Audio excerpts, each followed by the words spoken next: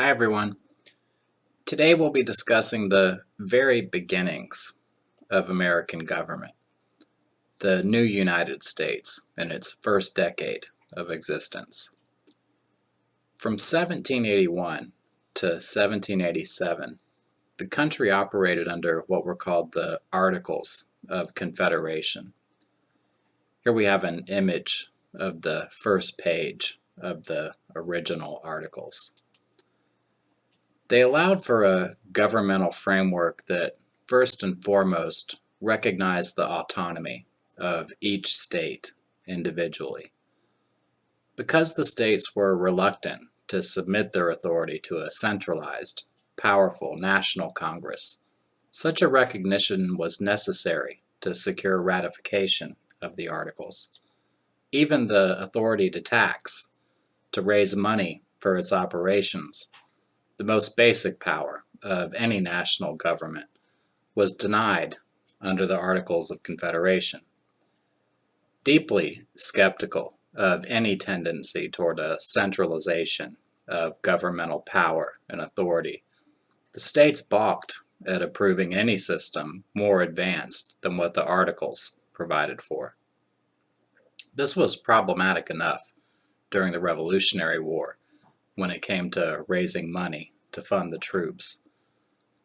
The Continental Congress had to effectively go to each state with its hat out, asking for donations to save the country from annihilation, and each state had the right to simply refuse. Many of them did. But when the war was over and the need to promote economic growth and stability became paramount, the weaknesses of the Articles became even more glaring. There was no regulation or coordination of commerce between the states, no agreed upon system for settling the western land claims of individual states, such as the two most densely populated, New York and Virginia. How was the new national government supposed to function when it could not even on its own authority raise funds for its operation? Over the course of the 1780s, not a few national leaders began to complain and call for, at the very least, a revision of the Articles, and possibly an entirely new system that did away with them altogether. Chief among these individuals were Alexander Hamilton of New York and James Madison of Virginia. Both were convinced that the country's national governmental structure needed to be reimagined, and they set about the task of gaining support for their position. Republican ideology gave them something of an edge in the debates to come. As citizens of the new United States, the country's political leaders, argued Hamilton and Madison, needed to be willing to put aside the selfish interests of their individual states in favor of the good of the republic as a whole. They at least needed to be willing to compromise on behalf of the public interest. Good Republicans, virtuous citizens, would do what was right for the nation collectively, and that clearly meant creating a national structure of government that could operate on its own, independently of the states, or so Hamilton and Madison insisted. They were not alone in their sentiments, and as the number of critics of the Articles of Confederation grew, so too did pressure for a general meeting of delegates from the states to discuss and to debate the issue. This led directly to what we know as the Constitutional Convention of 1787 in Philadelphia. Here we have some of the more famous portrait paintings of Hamilton that we see here, and Madison.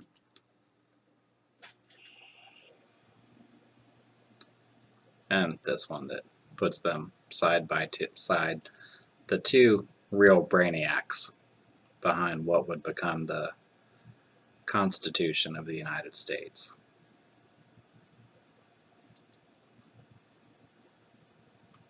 Many of the delegates who traveled to Philadelphia expected to, at most, allow for a slight revision of the Articles, and certainly had no intention of permitting an abandonment of them in favor of a radically more centralized system.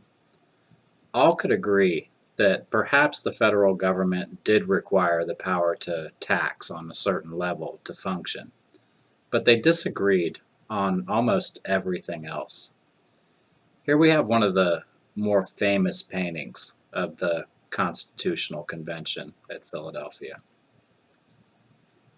If supporters of an entirely new system of government were going to make any headway, they would have to devise a scheme capable of overcoming this opposition to virtually any centralized authority.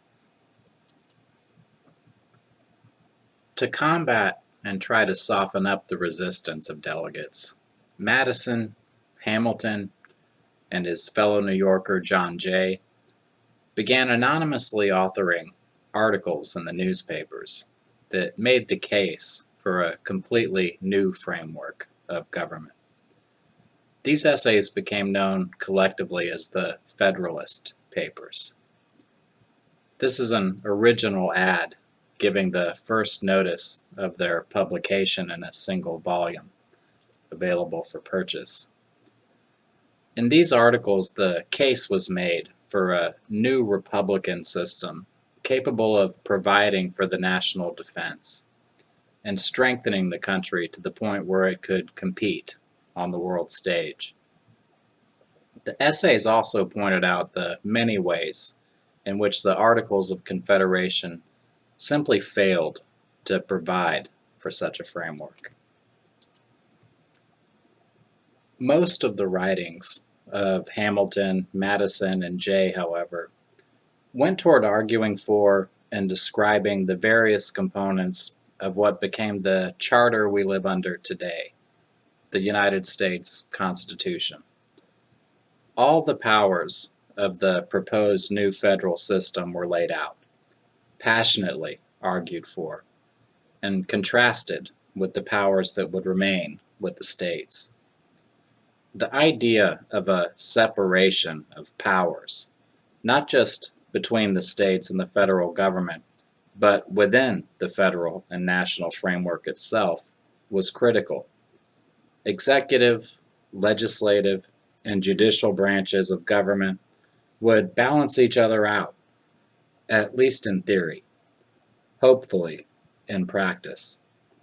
A president, not a king, who served a 4-year term. National leaders in a Senate and House of Representatives serving 6- and 2-year terms. And a Supreme Court with justices appointed for life. And on and on. The Federalist Papers explained exactly what the new powers of the national government would be, how they were to be implemented, and why they were necessary. What they did not elaborate, or even mention for that matter, as many critics, soon to be called anti-federalists, pointed out, was anything about what citizens' rights under this new government would look like. Did they even have any? The Constitution, the original document, says nothing about individual rights.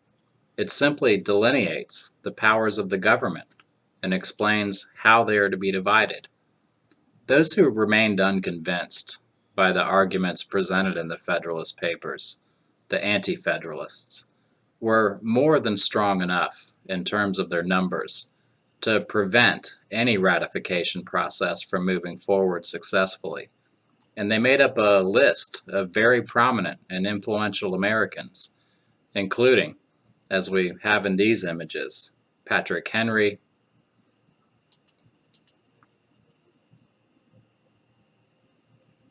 and George Mason, both of Virginia, and of course the fellow we've mentioned before, Samuel Adams from Massachusetts, and Sons of Liberty fame, and George Clinton of New York.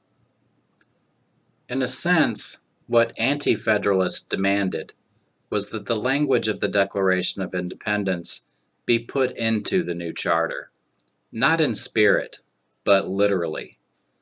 What did life, liberty, and the pursuit of happiness mean specifically under this proposed Constitution?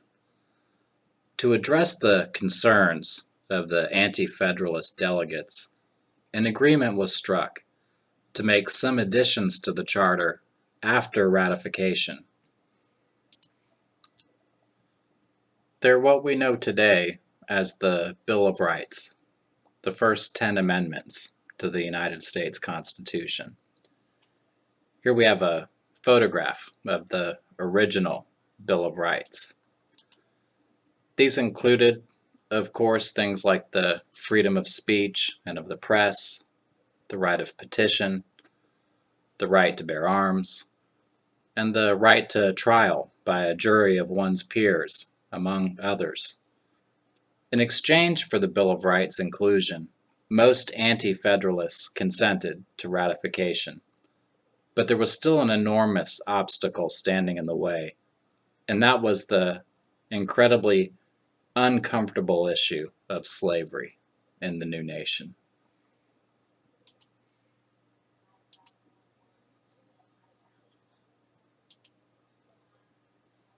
Slavery has been referred to as the original sin of the United States.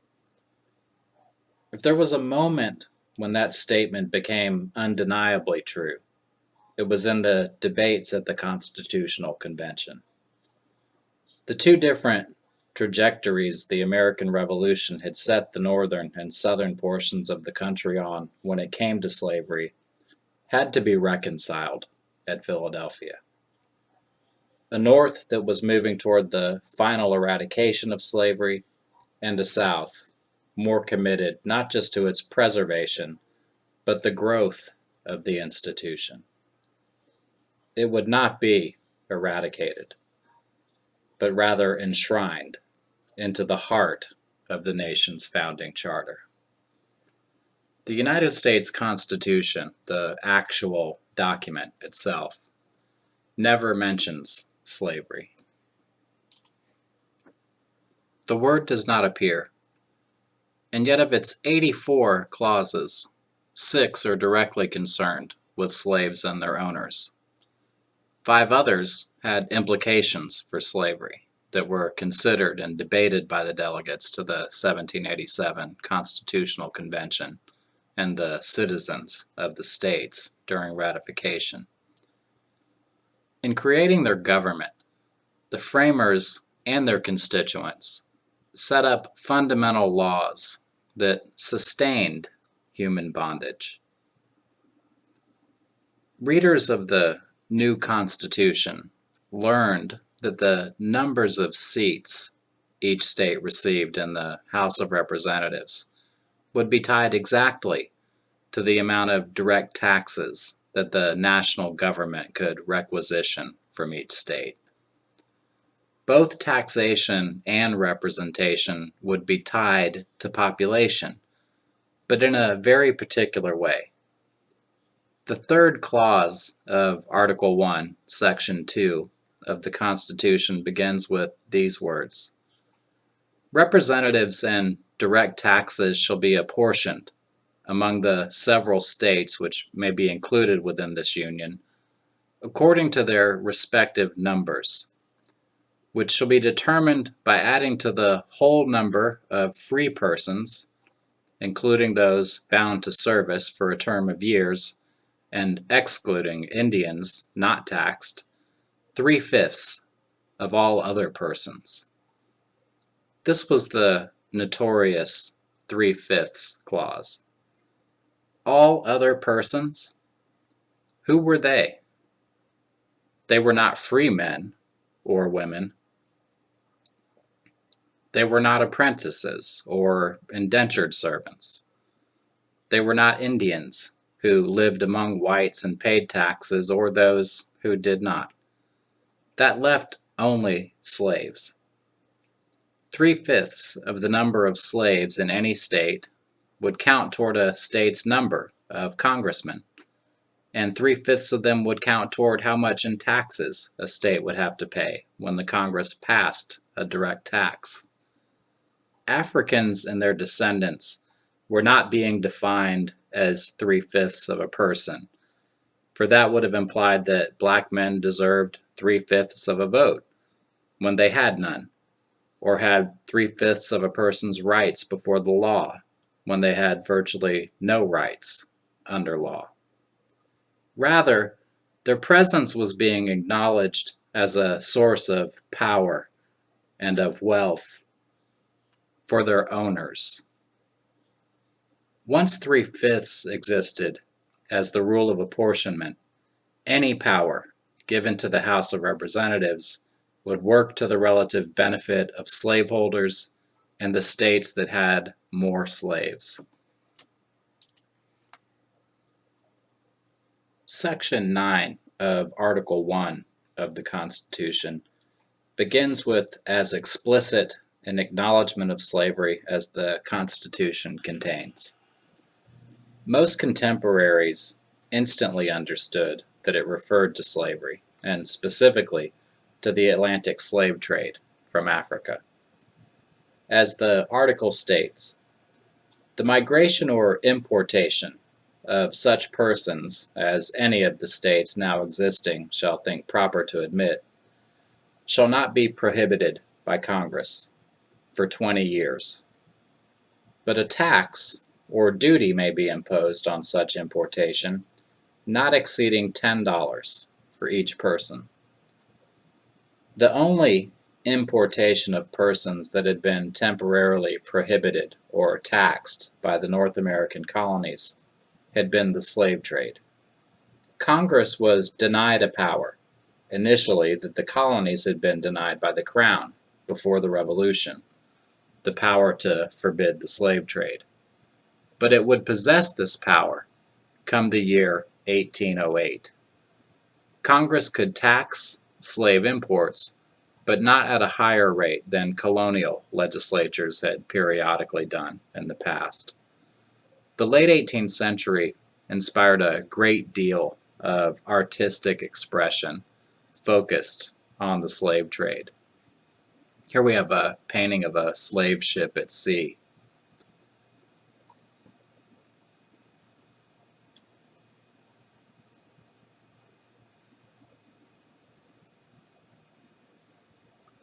A couple of sketches of slaves being forced below decks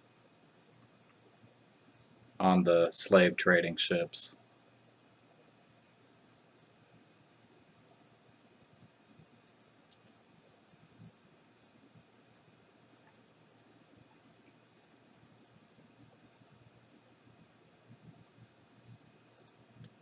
And another one here that even more graphically depicts the violence and suffering that the trade produced.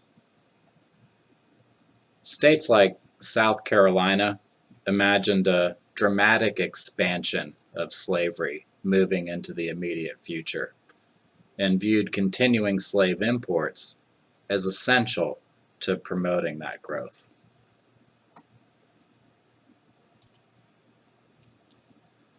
Article 4 of the Constitution, a sort of grab bag of powers given and forbidden to the federal government, implied the problem of slavery in 3 of its 7 clauses.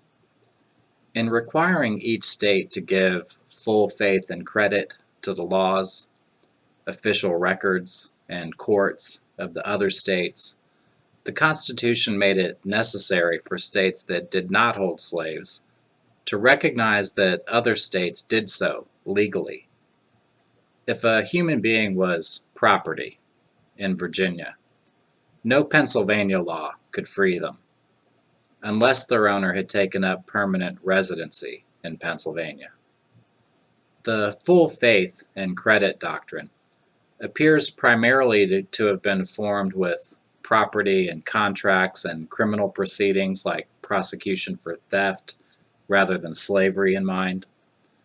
And yet, slaves were property, and fugitive slaves, runaways, were, by law, criminals who had stolen themselves. By making rules to protect property across state lines, as any federal government had to do, the framers could not help but regulate slavery. This is likely why the next clause in Article 4 that dealt with slavery addressed the question of fugitives explicitly with the following words: "No person held to service or labor in one state under the laws thereof, escaping into another, shall in consequence of any law or regulation therein be discharged from such service or labor, but shall be delivered up on claim of the party to whom such service or labor may be due." This is what became known as the Fugitive Slave Clause of the Constitution. Here we have a fugitive slave ad from the year of the Constitutional Convention, 1787.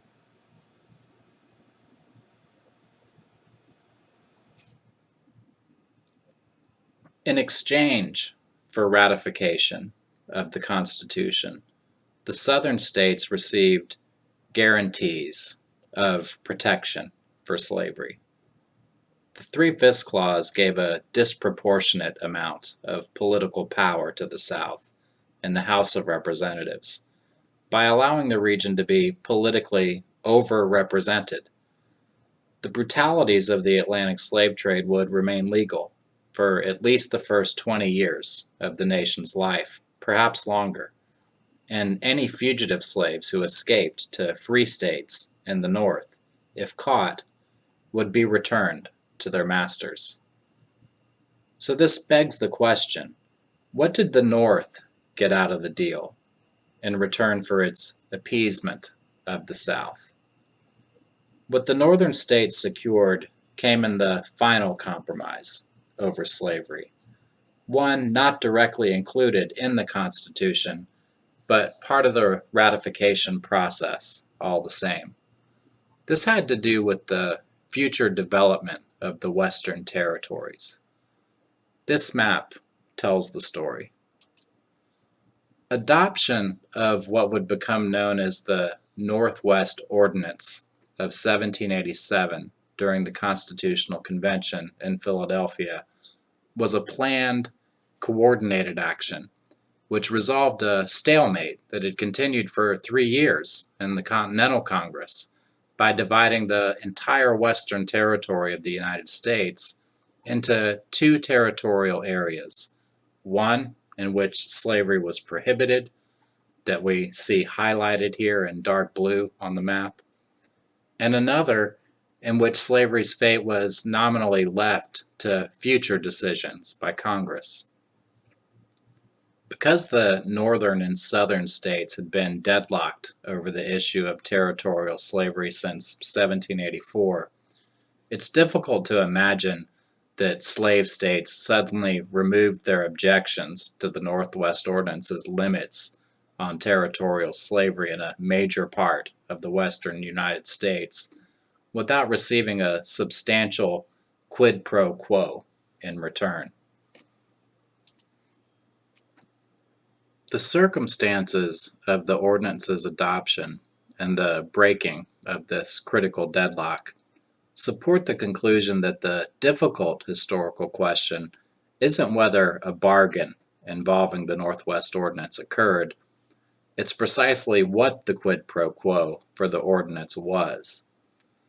The circumstantial evidence suggests that the passage of the Northwest Ordinance and the demise of a proposed treaty with Spain were the quid pro quos in an informal sectional Western development bargain that substituted for explicit constitutional provisions to address those issues.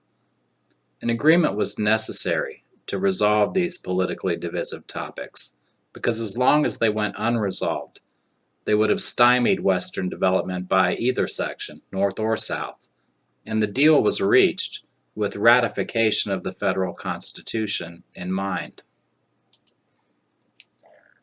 In August of 1786, the Continental Congress had voted 7-5 along sectional lines to alter the treaty negotiating instructions of Secretary of Foreign Affairs John Jay, permitting him to relinquish American navigation rights on the Mississippi River in exchange for greater American commercial access to Spanish markets across the Atlantic world.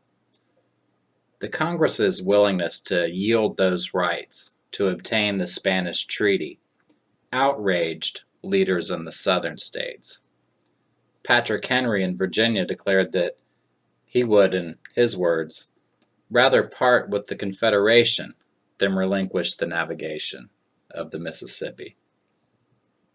Yet by the summer of 1788, Virginia had a dramatic change of heart and ratified the federal Constitution. That September, in a stunning fit of political amnesia, the Continental Congress declared that it had never intended to permit Spain to acquire the Mississippi River, and that navigation of it must be an American right. A secret congressional resolution suddenly ended treaty negotiations with Spain.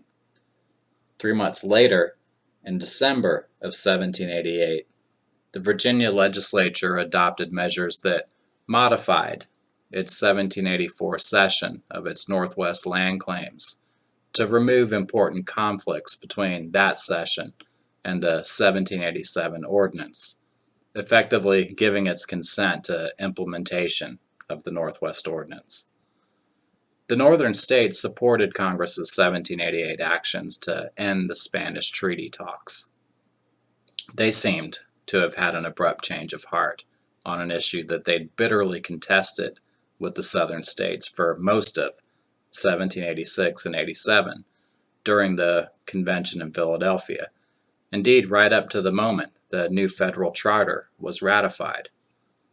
It seems more than reasonable to conclude that the southern states had proffered their support for the Northwest Ordinance in exchange for the abandonment of the Spanish treaty by the northern states.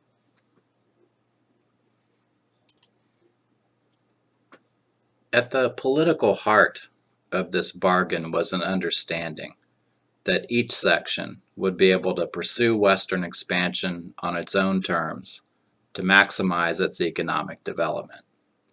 For the northern states, this meant that the Northwest Ordinance could include a series of governance provisions restricting territorial freedom of action, such as the restriction on slavery, provisions that they believed would encourage northern and white immigrant settlement. For the slave states, northern abandonment of the Spanish treaty had even more significant benefits. It would permit settlers to use the Mississippi River to reach interstate and foreign markets. It offered a route of access that was crucial to encouraging Western settlement. From the slave state perspective, territorial slavery could not be prohibited if significant Western expansion from their states was to occur. That bargain struck in the Northwest Ordinance would effectively permit them to settle the Southwest with slaves. The failure to put slavery on the path toward ultimate extinction at Philadelphia in 1787 had enormous consequences.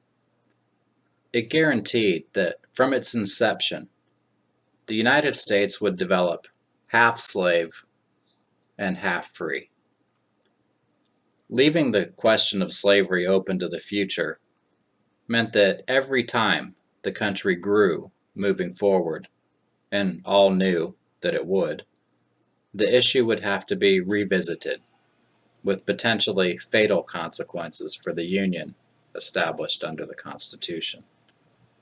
It set the nation on a path of having to reconcile its boast of universal human freedom contained in the Declaration of Independence with the reality that in its founding charter, the document that called the country into existence, an entire class and race of people were denied their humanity and defined by law as nothing more than property, only valuable to the extent that they could labor and be bought and sold just like any other product in a capitalist marketplace.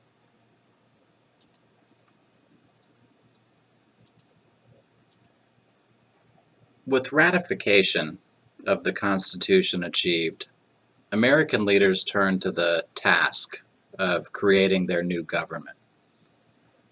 James Madison served as the first Speaker of the House of Representatives.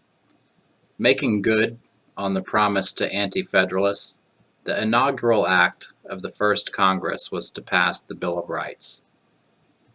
There never was much suspense in terms of deciding who the nation's first president would be. George Washington, who we have here in a painting done after he took office, had an enormous challenge in front of him. He not only, as his oath declared, had to preserve, protect, and defend the Constitution of the United States, he had to prove to his fellow Americans in the world that this new government was not a joke, that it was capable of enforcing the laws it passed, of exercising the authority and responsibilities it was vested with. President Washington also had another problem, one that gave him fits all through his first term in office: the personal and political war between his top two cabinet officials. Alexander Hamilton served as the first Secretary of the Treasury and was Washington's confidant during the Revolution, and now after as his chief political advisor. Thomas Jefferson, author of the Declaration of Independence and Washington's fellow Virginian, served as the first Secretary of State, the country's top diplomat. Here we have an image of Hamilton on the right and Jefferson on the left. Beyond having competing political visions for the future of the country, the two men personally detested each other. By all accounts, they could hardly suffer 10 minutes in the same room together. Washington tried to do what he could, as he respected and admired them both, but the relationship never improved.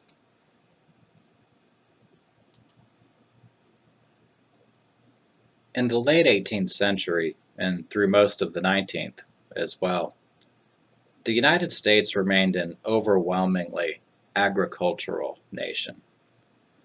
Tobacco, rice, and before long, cotton, the staple crop productions of slave labor, remained the country's chief exports, and farming was far and away the leading occupation of Americans. Alexander Hamilton wanted to change this dynamic. Imagining a country that would continue to grow geographically and economically, he envisioned a United States that one day might rival the power and influence of the British Empire. But if the nation were to ever achieve such a feat, it could not remain solely an agricultural juggernaut. It would have to become a manufacturing power also. Factories, like the early textile mills at Lowell, Massachusetts, which we see in this sketch, would have to become as much a part of American life as plantations and small farms. Hamilton asked why the United States should remain simply an agricultural country when it had the capability of becoming both an agricultural and a manufacturing giant. Such a course would vastly increase the nation's wealth and influence over time, creating a national economy that could launch the United States onto the world stage as a global power, As the Secretary of the Treasury, Hamilton was the architect of the early American economy. The first order of business was to establish the nation's credit and put it on a sound economic footing right from the start. Hamilton's plan called for the federal government to assume the debts of the states left over from the Revolutionary War.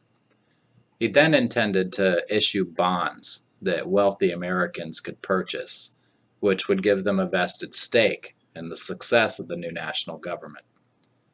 He also wanted a series of taxes that were designed to give a jump start and protection to infant manufacturing enterprises, as well as a national bank of the United States to help stabilize the economy and regulate the nation's currency. It was an incredibly ambitious plan, at the core of which lay a strong central government, vastly expanded in its powers from the days of the Articles of Confederation. Many thought it went well beyond the powers agreed to under the new federal Constitution, among them Thomas Jefferson, and even Hamilton's partner in creating the charter, James Madison.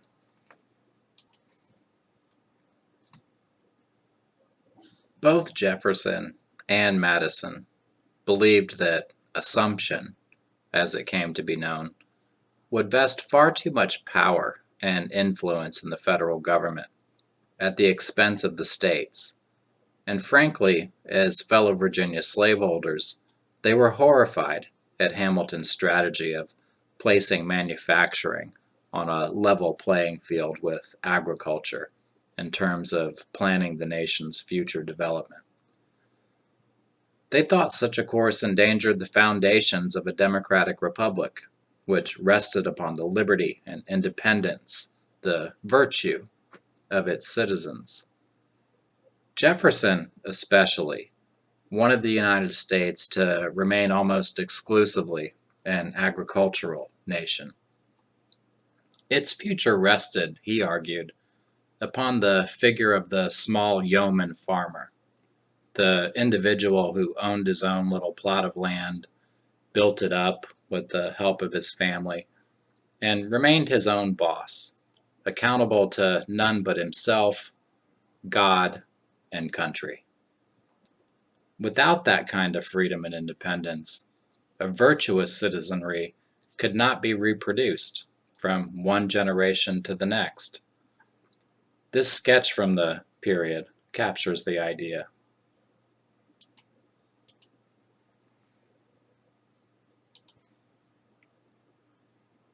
The small farmer pushing his plow on his own modest piece of land, with Lady Liberty herself looking on in approval and inspiring his efforts. Jefferson had been to Europe, had seen the beginnings of the Industrial Revolution in cities like Manchester in England, the pollution captured in this illustration, and the poverty, crime, and desperation that existed on the streets of places like London, vividly imagined in this sketch of the time. Jefferson and Madison wanted a much more limited federal government than Hamilton, one that deferred to the states in most matters, and that took literally the Constitution's wording that all powers not explicitly designated to the federal government remained with the states individually. Hamilton took a much more liberal approach to the Constitution, emphasizing what became known as the necessary and proper clause of the document, to suggest, for example, that although the Constitution did not explicitly authorize the creation of a national bank, it did authorize Congress to tax and to regulate commerce between the states. Therefore, it was necessary and proper for the country to set up a national bank, to manage the currency, and the economy.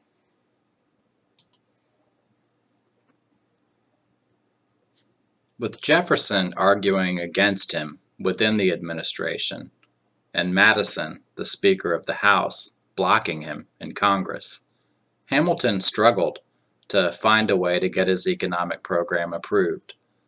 The political forces in Congress, as the debate raged on, took opposing sides, either with Hamilton and the Federalist Party, or they aligned with Jefferson and Madison in opposition. As they grew in numbers, the opponents of Hamilton's economic program and vision of a strong federal government formed their own political organization. They would be known as the Republican Party, and sometimes the Jeffersonian Republicans, not to be confused with today's party of the same name. The practical result was that the United States, from the very first Washington administration and the first Congress, devolved into a two-party political system. 2 years into the administration, a compromise was finally reached. In June 1790, Hamilton, Jefferson, and Madison, who we have together here in this image, met in New York City to hammer out the details. In exchange for adoption of his Assumption Plan, Hamilton would bring the Federalists in line to support moving the nation's capital, its permanent seat of government, to Washington, D.C., only 100 miles north of Richmond, Virginia. Hamilton would get a chance to put his economic plans for the country into action, and Jefferson and Madison hoped that a federal government far removed from the big metropolitan commercial centers of the North, in fact very close to their own native Virginia, could be more easily shielded from political corruption, limited in its powers, and molded more to the interests of agriculturalists, by which of course they predominantly meant slaveholders like themselves. Here in our last couple of images we have some sketches of what early Washington, D.C. looked like. The first shows the area of Georgetown around 1800 or so, and the second one illustrates what the National Capitol building, the seat of both houses of Congress, looked like in its earliest days. In terms of the compromise struck between the Federalists and Jeffersonian Republicans, only time would tell whether both sides got what they wanted out of the deal. Okay, that does it for today. Next time we'll take a look at the first national administrations in more detail, including a bit more about George Washington, then John Adams, and Thomas Jefferson.